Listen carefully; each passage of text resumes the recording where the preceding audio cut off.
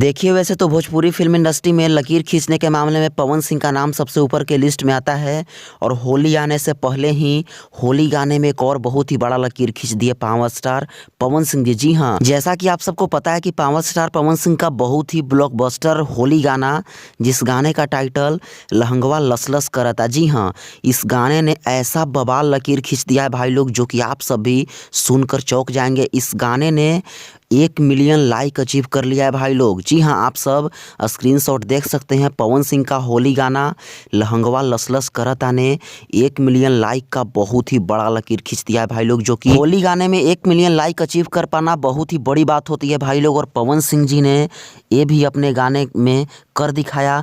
वैसे आप सबको बता दो कि इस बार भी पवन सिंह जी का बहुत ही ब्लॉकबस्टर होली गाना आने वाला है।